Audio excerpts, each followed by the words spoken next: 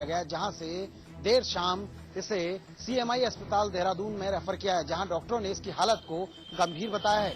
Uttarakhand police के एक जवान ने आज ड्यूटी के दौरान जहर खाकर जान लेने की कोशिश की। इस जवान का नाम प्रकाश चंद है, जिसकी उम्र करीब 22 साल है और यह उत्तरकाशी थाने में तैनात था और पिछले कई दिनों से तनाव में था। इसके पास से एक सुसाइड नोट भी मिला है, लेकिन पुलिस ने इस सुसाइड नोट के बारे में अभी तक मीडिया को कुछ भी नहीं बताया है। गंभीर हालत में सिपाही को देहरादून के दून अस्पताल में रेफर किया गया था, जहां से हालत बिगड़ने पर उसे देर शाम सीएमआई अस्पताल देहरादून रेफर कर दिया गया है, जहां उसे आईसीयू में भर्ती कराया और डॉक्टरों का कहना है कि सिपाही की हालत अभी गंभीर है। ड्यूटी के दौरान आत्महत्या करने का ये पहला मामला नहीं है। इससे पहले भी उत्तराखंड पुलिस के एक जवान ने राजभवन में अपनी ड्यूटी के दौरान अपनी ही राइफल से गोली मारकर आत्महत्या कर ली थी। पुलिस का कहना है कि इस मामले को गंभीरता से लिया जा रहा है और मामले की छानबीन की जा रही है कि आखिरकार ऐसा कौन सा तनाव था जो सिपाही को अपनी जान लेने के लिए विवश होना पड़ा। अपराधी मस्त और पुलिस पस्त, कुछ ऐसे ही हालात हो गए हैं उत्तर प्रदेश के, जहां कानून व्यवस्था की खिल्ली उड़ा रहे हैं बदमाश। बदमाशों के हौसले इतने बुलंद हो गए हैं कि दिन निकलते ही यहां बदमाश आपराधिक गतिविधियों में लिप्त हो जाते हैं और घटनाओं को अंजाम देना शुरू कर देते हैं। ऐसा ही मामला आज फिर सामने आया है, जहां दिन निकलते ही बदमाशों ने एक घर में घुसकर कई राउंड फायरिंग कर पति पत्नी को घायल कर दिया। आपको बता दें कि मेरठ के थाना जानी इलाके के फैजाबाद पंच गांव में परवीन अपने परिवार के साथ रहता है, जहां आज सुबह परवीन व उसकी पत्नी नीरज घर पर ही थे। नीरज की माने तो आज सुबह करीब 10 बजे 2 लोग उनके घर पर आए और अपने आप को उनका परिचित बताने लगे, जहां परवीन की पत्नी रसोई में उनके लिए चाय बनाने के लिए गई और इसके बाद मेहमान बनकर घर आए अज्ञात युवकों ने परवीन पर ताबड़तोड़ फायरिंग झोंक दी, जहां परवीन को 5-7 गोली लगी। गोलियों की आवाज सुनकर परवीन की पत्नी नीरज भी रसोई से कमरे की तरफ भागी। उसने देखा कि दोनों युवक उसके पति पर गोलियां चला रहे थे। ये देखकर उसने शोर मचाना शुरू कर दिया। वहीं अपने आप को गिरता देख बदमाशों ने शोर मचा रही नीरज को भी गोली मार दी और मौके से फरार हो गए। अभी भी दोनों घायल मेरठ के एक निजी अस्पताल में भर्ती हैं, जहां पत्नी और पति का उपचार चल रहा है। ग्रेटर नोएडा में लगभग 40 से 50 गांव के किसान आज ग्रेटर नोएडा अथॉरिटी पर इकट्ठा हुए हैं। किसानों की मांगे हैं कि उनको 10% डेवलप जगह पर प्लॉट दिए जाए, 68% बढ़ाकर मुआवजा दिया है, जिसके चलते आज किसान यहाँ पर प्रदर्शन कर रहे हैं। देखने वाली बात यह होगी कि किसानों की मांगों को पूरा किया जाएगा या फिर किसान हर बार की तरह निराश अब खाली हाथ अपने घर लौट जाएंगे। अल्मोड़े में बैठकी होली का चलन मुगल काल से ही चला आ रहा है। आज भी इस सांस्कृतिक होली में बच्चों से लेकर शहर के वृद्ध इसमें बढ़ चढ़कर भागीदारी करते हैं। देर रात तक लोग होली गायनों में डूबे रहते हैं। रस व छंदों के अलंकरणों से होली गायन को आज तक शास्त्रीय स्वरूप में बचाए रखे हैं। उत्तराखंड में निकाय चुनाव को लेकर चल रहा गतिरोध समाप्त होता दिखाई दे रहा है। नैनीताल हाईकोर्ट ने आज अपने एक अहम फैसले में राज्य सरकार को निर्देशित किया है कि निर्वाचन आयोग द्वारा जो शेड्यूल राज्य सरकार को चुनाव के लिए पेश किया गया है, उसी के तहत सूबे में निकाय चुनाव संपन्न कराए जाएं। नैनीताल हाईकोर्ट की खंडपीठ ने आज अपने एक महत्वपूर्ण फैसले में राज्य सरकार को आदेश दिए हैं कि राज्य में निकाय चुनाव अब राज्य निर्वाचन आयोग द्वारा पेश किए गए शेड्यूल के आधार पर कराए जाएं और निर्वाचन आयोग के शेड्यूल के मुताबिक राज्य में निकाय चुनाव 8 अप्रैल से 30 अप्रैल के बीच संपन्न कराए जाने हैं। आपको बता दें कि निकाय चुनाव को लेकर उत्तराखंड में लंबे समय से गतिरोध बना हुआ है। पूर्व में यह मामला नैनीताल हाईकोर्ट की एकल पीठ के समक्ष भी पहुंचा था, जिसमें याचिकाकर्ताओं ने कहा था कि चुनाव आयोग 2001 की जनगणना के आधार पर राज्य में निकाय चुनाव कराना चाहता है, जबकि वर्तमान में जनगणना आयोग ने 2011 की जनगणना पूरी कर ली है। ऐसे में 2001 की जनगणना के आंकड़ों का कोई औचित्य नहीं, जिसके बाद एकल पीठ ने राज्य निर्वाचन आयोग को 2011 की जनगणना के आधार पर चुनाव कराने के निर्देश दिए थे। बाद में इस फैसले को नैनीताल हाईकोर्ट की खंडपीठ के समक्ष चुनौती दी गई। यानी राज्य निर्वाचन आयोग अब 2001 की जनगणना को आधार मानकर चुनाव संपन्न करा सकता है और उसके द्वारा जो परिसीमन अभी तक किया गया है उसे भी जायज माना जाएगा। मोहाली टेस्ट में 187 रनों की धमाकेदार पारी खेलकर टीम इंडिया की नई सनसनी बन चुके शिखर धवन का चोट के चलते दिल्ली टेस्ट में खेलना संदिग्ध लग रहा है।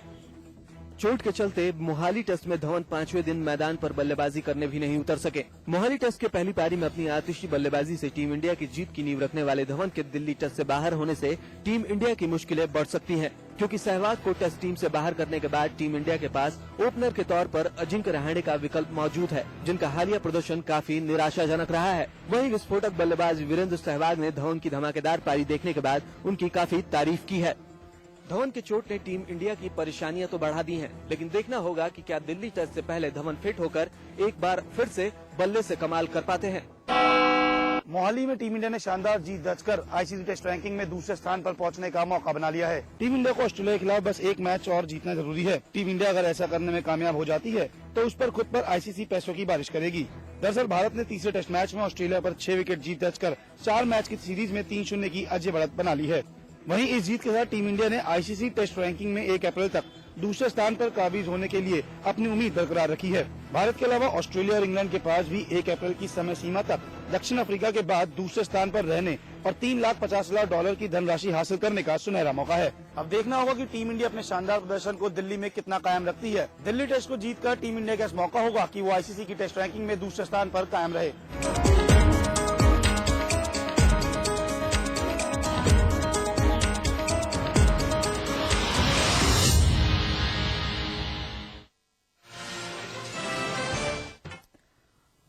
बड़ी खबर इस वक्त की आपको बता रहे हैं। अलीगढ़ से बड़ी खबर आ रही है। ट्रक पलटने से 6 बच्चों की मौत हो गई है। कुवारसी इलाके में ईंटों से भरा ट्रक पलटा है। हादसे में 4 बच्चे घायल हुए हैं। मौके पर क्रेन भी पलट गई है जो इन बच्चों को बचाने के लिए गई थी। कई और लोगों के दबे होने की आशंका व्यक्त की जा रही है। ट्रक पलटने से 6 बच्चों की मौत हो गई है। इस वक्त की बड़ी खबर अलीगढ़ के कुवारसी इलाके से आ रही है, जहां ईंटों से भरा ट्रक पलट गया है और हादसे में 4 बच्चे घायल हुए हैं। कई लोगों के दबे होने की आशंका है। 6 बच्चों की मौत हो गई है। कई और लोगों के भी दबे होने की आशंका भी जताई जा रही है। हालांकि अभी तक ये बात स्पष्ट नहीं हो पाई है कि और कुल कितने लोग अभी दबे हो सकते हैं। जो इन बच्चों को बचाने के लिए क्रेन गई थी मौके पर, वो भी पलट गई है। इस वक्त की सबसे बड़ी खबर आपको बता रहे हैं। अलीगढ़ से आ रही है। कुवारसी इलाके के पटवारी नगला की ये घटना है, जहां पर ट्रक पलटने से 6 बच्चों की मौत हो गई है।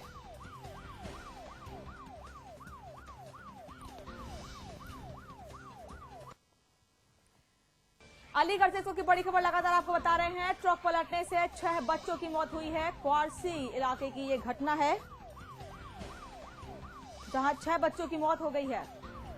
और जानकारी के लिए बात करेंगे हमारे सहयोगी अनिल चौधरी से। अनिल, मौके पर क्या स्थिति है फिलहाल? जी, ये यहाँ पे एक ट्रक जा रहा था ईंटों से भरकर, और जो झुग्गी झोपड़ी होती है वहाँ पे पलटा, और यहाँ में पलटे से 6 बच्चों की मौत हो गई, जिसमें 4 लोग घायल हैं और भी मौके पे। और उस टाइम पे एक क्रेन भी पलटी उसे सीधा करने के चक्कर में, जिसमें से 2 घायल उधर हुए हैं। और बराबर पुलिस फोर्स लगी हुई है वहाँ पे तैनात है, और वहाँ की स्थानीय लोगों पूरे उसे सीधा करने में और बच्चों को निकालने में लगी हुई है। और जानकारी ऐसी मिल रही है जो क्रेन इन बच्चों को बचाने के लिए वहां पर पहुंची थी, राहत और बचाव कार्य के लिए, वही पलट गई है।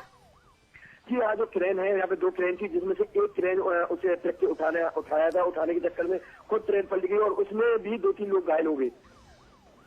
प्रथम दृष्टया गलती किसकी सामने आ रही है अनिल?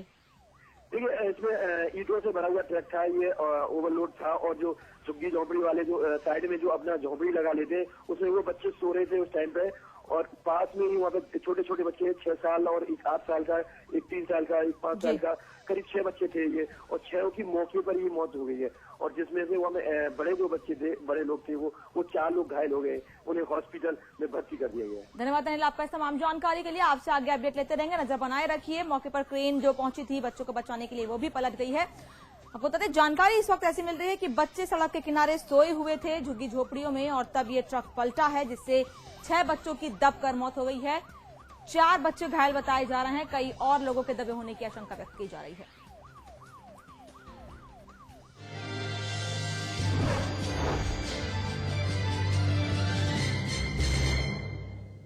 रजनीगंधा का कोई मुकाबला नहीं। इसमें है बहुमूल्य प्राकृतिक रूप केवड़ा, पवित्र शीतल चंदन तेल, अव्वल दर्जे का गुणकारी कत्था, खास खुशबू वाली इलायची, उम्दा क्वालिटी वाली जायकेदार सुपारी। रजनीगंधा का कोई मुकाबला नहीं। हम रजनीगंधा खाने वाले हैरी गैरी चीजों को मुंह नहीं लगाते। इसमें तंबाकू बिल्कुल नहीं, इसीलिए तो मैं भी खाती हूँ।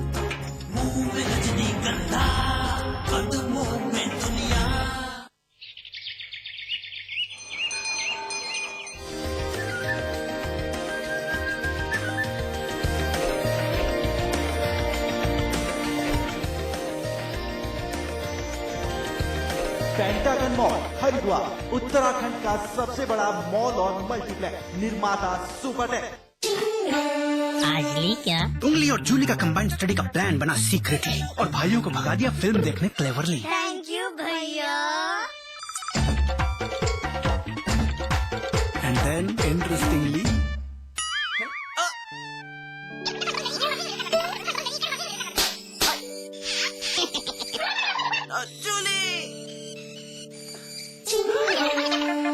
Refreshing mini games. आज ली क्या? चिंता मत करो, बस अस्पताल जरूर जाना। सब अच्छे से होता है वहाँ, जांच, दवाई, बच्चे का जन्म और 2 रात अस्पताल में माँ और बच्चे दोनों की देखभाल। अरे देवर जी, अब हर सेवा मुफ्त है। सरकार का जननी शिशु सुरक्षा कार्यक्रम जो है, जच्चा बच्चा के स्वास्थ्य को लेकर चांस क्यों लेना? चांस क्यों लेना है, चांस क्यों लेना?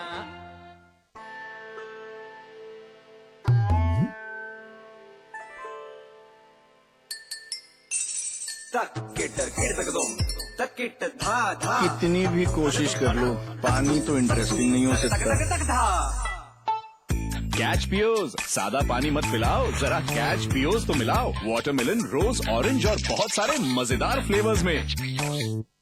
रियल एस्टेट, हॉस्पिटैलिटी, ज्वेलरी और संगीत के कारोबार का सबसे विश्वसनीय नाम GTM ग्रुप। सभी बड़े शहरों में टाउनशिप, कमर्शियल स्पेस और ग्रुप हाउसिंग का निर्माण करने वाला जाना पहचाना नाम। जल्द ही पंजाब और झारखंड में करने जा रहा है अपना विस्तार।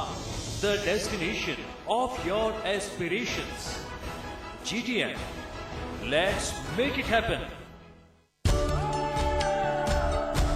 इसमें टेस्ट है, तंबाकू नहीं। आप भी आजमाइए रजनीगंधा। रजनीगंधा।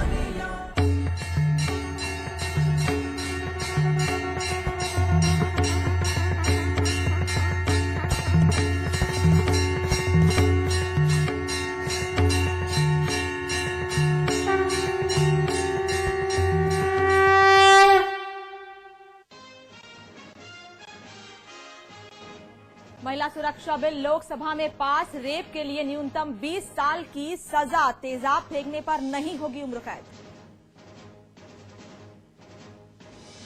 केंद्रीय कैबिनेट ने संशोधन के साथ खाद्य सुरक्षा बिल को दी मंजूरी। 67% लोगों को मिलेगा सस्ता अनाज।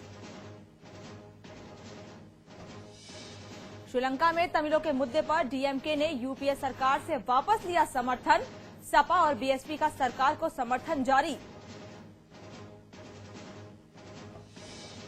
केंद्रीय इस्पात मंत्री बेनी प्रसाद वर्मा को बर्खास्त करने की मांग से पीछे हटी सपा। मुलायम की मांग से इतर राम गोपाल यादव का बयान। बेनी के मंत्री रहने से सपा को फायदा। बजट सत्र के तीसरे दिन उत्तराखंड विधानसभा में भाटी आयोग की रिपोर्ट पर हंगामा। रिपोर्ट लीक होने पर बीजेपी विधायकों ने स्पीकर की तरफ उछाली प्रतियां। उत्तराखंड विधानसभा में कल वित्त मंत्री इंदिरा हृदयेश पेश करेंगी बजट। बजट से पहले इंदिरा हृदयेश ने कहा, आम आदमी को राहत देना पहली प्राथमिकता। कानपुर में समाचार प्लस की टीम ने 6 बहनों को कराया आजाद। लड़कियों को उनके ही पिता ने 1 साल से घर में बना रखा था बंधक। मथुरा में युवक की हत्या के मामले में 6 पुलिस वालों पर केस दर्ज। अवैध वसूली को लेकर पुलिस ने पीट पीट कर ली थी युवक की जान। विरोध कर रहे लोगों पर भी की गई फायरिंग। आगरा में ताश देखने आई इंग्लैंड की महिला के साथ होटल मालिक ने की छेड़खानी। बचने की कोशिश में बालकनी से कूदी महिला। विदेश मंत्रालय ने तलब की मामले की रिपोर्ट।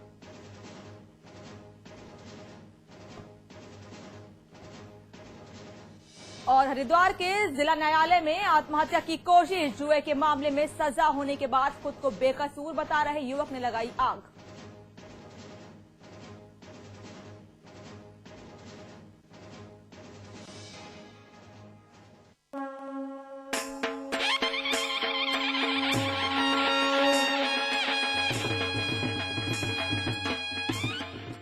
साल 1939 के सर्द नवंबर की वो 22वीं तारीख थी जब